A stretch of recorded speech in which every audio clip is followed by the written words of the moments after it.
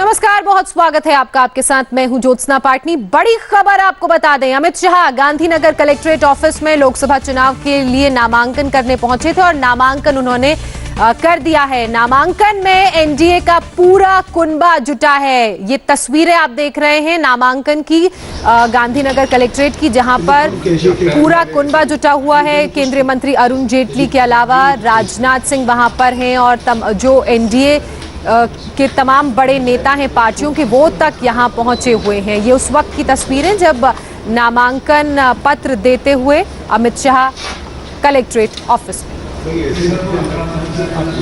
तो शिवसेना चीफ उद्धव ठाकरे भी इस दौरान यहां पर नजर आए। ना सिर्फ उद्धव ठाकरे बल्कि शिरोमणि अकाली दल के प्रमुख प्रकाश सिंह बादल भी अमित शाह के साथ यहां पर मौजूद थे। इससे पहले जो शक्ति प्रदर्शन हुआ, 4 किलोमीटर का रोड शो हुआ, उसमें भी एनडीए के तमाम ये बड़े नेता मौजूद रहे।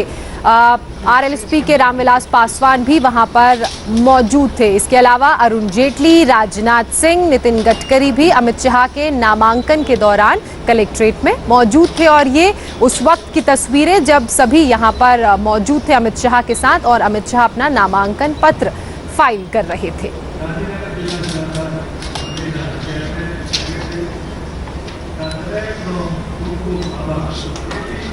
तो बीजेपी अध्यक्ष अमित शाह ने गांधीनगर लोकसभा सीट से अपना नामांकन फाइल कर दिया है। ये 2014 की तस्वीरें जब लालकृष्ण आडवाणी यहां पर नामांकन फाइल करने पहुंचे थे और उस वक्त मोदी जो गुजरात के मुख्यमंत्री थे वो भी उनके साथ मौजूद थे। इसके अलावा आप देख सकते हैं अब ये 2019 की यहां पर अपना नॉमिनेशन फाइल करने के लिए पहुंचे हैं और एनडीए की एकजुटता तो दिख ही रही है। इसके अलावा तमाम केंद्रीय मंत्री भी यहां पर पहुंचे हुए हैं। और इस दौरान एक बड़ी बात उद्धव ठाकरे ने कही कि कोई मनभेद नहीं है, पार्टी में मतभेद नहीं है और हमारी विचारधारा एक है। भगवानના નામે ગંભીરતાપૂર્વક શપથ લઉં છું કે હું કાયદાથી સ્થાપિત ભારતના સંવિધાન પ્રત્યે સત્ય, નિષ્ઠા અને વફાદારી રાખીશ અને હું ભારતના સાર્વભૌમત્વ અને અખંડિતતાનું સમર્થન કરીશ।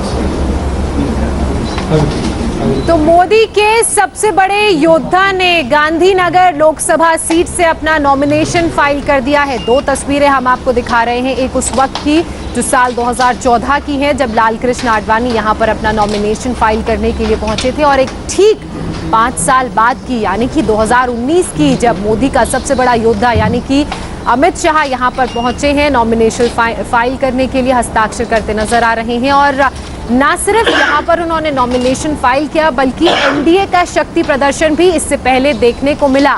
आपको बता दें कि 4 किलोमीटर का एक लंबा रोड शो था। रोड शो के दौरान एकजुटता देखने को मिली, एनडीए की जो लोगों का जन सैलाब है वो देखने को मिला। क्योंकि गांधीनगर की बात की जाए तो गांधीनगर बीजेपी का गढ़ माना जाता है और पूरे भगवा रंग में रंगा ये गांधीनगर नजर आया। आज अहमदाबाद से इसकी शुरुआत हुई और आप देख सकते हैं ये दूसरी तस्वीर में वही रथ है अमित शाह का जिसमें सवार होकर उन्होंने 4 किलोमीटर लंबा रोड शो किया और एक तरीके से एनडीए अपनी शक्ति भी दिखाता नजर आया। इस दौरान हमारे संवाददाता से अमित शाह ने बात भी की और बात करते हुए कहा कि बेहद खुशी महसूस हो रही है क्योंकि बूथ अध्यक्ष से उन्होंने अपने करियर की शुरुआत की और बूथ अध्यक्ष से आज वो पार्टी के राष्ट्रीय अध्यक्ष के पद पर पहुंचे और अब लोगों की सेवा करने का मौका एक बार फिर से उन्हें मिला है। संवाददाता निर्णय कपूर इस वक्त हमारे साथ जुड़ चुके हैं।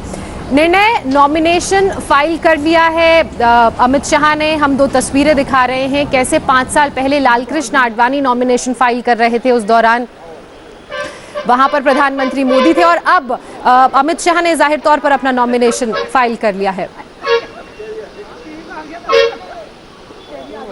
जी बिल्कुल, मैं आपको बता दूं कि बहुत ही एक तरह से मैं कहूँगा नॉस्टैल्जिक ये दृश्य होगा, क्योंकि जब आडवाणी चुनाव लड़ते थे, आपको याद होगा जब इनफैक्ट अमित शाह का नाम अनाउंस हुआ जिस दिन, तब एक तस्वीर काफ़ी वायरल हुई 1991 में, जब पहली बार आडवाणी चुनाव लड़ रहे थे। उस वक्त नरेंद्र मोदी उनके साथ उनका नॉमिनेशन भरते हुए दिखाई दिया और अमित शाह तब पीछे खड़े रहते थे। वो सह इंचार्ज थे उनके चुनाव के, और उसके बाद आडवाणी के चुनाव के इंचार्ज भी रहे और लगातार गांधीनगर के साथ जुड़े रहे। और आज आप देखिए, जिस सीट का वो इलेक्शन मैनेजमेंट करते आ रहे थे पिछले करीब 3 दशकों से, आज उसी सीट को, जो कि बीजेपी की सबसे प्रेस्टिजियस सीट है, इसी सीट ने 1996 में बीजेपी को एक प्रधानमंत्री दिया अटल बिहारी वाजपेयी के रूप में। तो लगातार उस सीट का इलेक्शन मैनेजमेंट करने वाले एक कार्यकर्ता को मौका मिला उसी प्रेस्टिजियस सीट को रिप्रेजेंट करने का, वो भी पार्टी अध्यक्ष के तौर पे। और पार्टी अध्यक्ष बनना भी एक सामान्य बात नहीं थी। वो इसलिए सामान्य नहीं थी क्योंकि एक बूथ लेवल के कार्यकर्ता से उठ करके वो कार्यकर्ता अलग अलग लेवल पे काम करते करते आज पार्टी अध्यक्ष बना और उसके बाद गांधीनगर की सीट को रिप्रेजेंट कर रहा है। इसी वजह से गांधीनगर में एक खास उत्साह है लोगों में, और जो आज यहाँ रोड शो पे देखने को भी मिला। और मैं आपको बता दूं कि इस इवेंट को, जैसा कि आप खुद बता रही थी, बीजेपी ने भी नेशनली पूरा शोकेस कर दिया। एनडीए के जो घटक दल हैं उनको भी साथ में ले आए, और जो बीजेपी का एक बॉन्डिंग है अपने घटक दलों के साथ, उसको एक बार रीएस्टैब्लिश करने की कोशिश की, रीइंफोर्स करने की कोशिश की, और पूरा का पूरा फोकस एक तरह से यहाँ गांधीनगर पे आज शिफ्ट हो गया है। ज्योत्सना, बिल्कुल, कुल मिलाकर एक बड़ा संदेश देने की भी कोशिश है, क्योंकि उद्धव ठाकरे तक ये कहते नजर आए कि हमारे बीच, पार्टियों के बीच किसी तरह का कोई मतभेद नहीं है, हमारी विचारधारा एक है, हम एक हैं, इसलिए हम आज एक साथ खड़े हैं। निर्णय जी बिल्कुल, बिल्कुल आपने उद्धव ठाकरे की अगर स्पीच सुनी हो तो उन्होंने बड़ा क्लियर मैसेज देने की कोशिश की है कि हम सबसे पुराने एलाए हैं और हमेशा बीजेपी के साथ ही रहे हैं।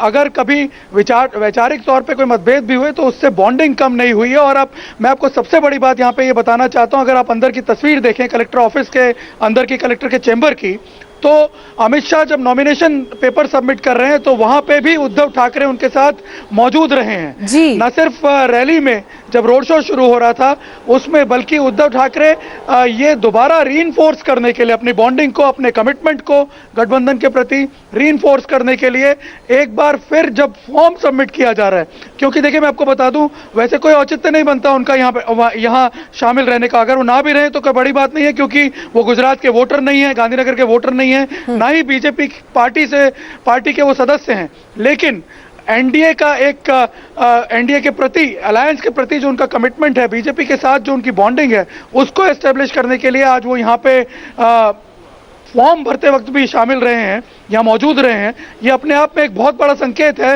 महाराष्ट्र के वोटरों को ही नहीं, पूरे देश के वोटरों को। बिल्कुल, पूरे देश के वोटरों को। इसके अलावा आपने एनडीए के घटक दलों की बात की तो यहाँ पर प्रकाश सिंह बादल भी पहुंचे थे, शिरोमणि अकाली दल के। इसके अलावा रामविलास पासवान के वो भी यहाँ पर पहुंचे थे। तो कुल मिलाकर ये एक शक्ति प्रदर्शन है जिससे विपक्षी पार्टियों को संदेश देने की कोशिश तो की ही जा रही है, साथ ही एकजुटता भी दिखाई जा रही है। निर्णय, क्योंकि आपके आसपास लोग मौजूद हैं और आपने लोगों का जिक्र भी किया, बेहद ही उत्साहित वो नजर आए जब यहाँ पर अमित शाह रुके भी, कुछ मिनटों के लिए उनसे बात की तो बेहद ही उत्साहित नजर आए। तो हम चाहते हैं कि एक बार आप उनसे बात कीजिए, पूछिए कि आज उन्हें कैसा महसूस हो रहा है, क्योंकि गांधीनगर को बीजेपी का गढ़ भी माना जाता है। जी बिल्कुल, गांधीनगर को बीजेपी का गढ़ माना जाता है। और मैं आपको बता दूं, ये वो लोग हैं जो पिछले काफ़ी घंटों से यहाँ अमित शाह के पहुँचने का इंतज़ार कर रहे थे। हम इनसे सीधा बात करते हैं, ये अमित शाह की उम्मीदवारों को लेकर के कितने उत्साहित हैं, आप क्या मानते हैं? गांधीनगर में तो अमित शाह जीतेंगे। अमित शाह ही नहीं, पूरे गुजरात में बीजेपी आएगी।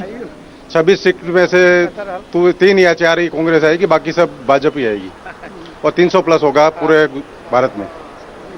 आप बताइए, आप क्या मानते हैं अमित शाह का विक्ट्री मार्जिन क्या रहेगा? क्योंकि नहीं, बिल्कुल अमित शाह की जीत का अभी से लोगों ने दावा कर दिया है और उनका ये कहना है कि ना सिर्फ गांधीनगर बल्कि गुजरात और पूरे देश में बीजेपी ही परचम लहराएगी।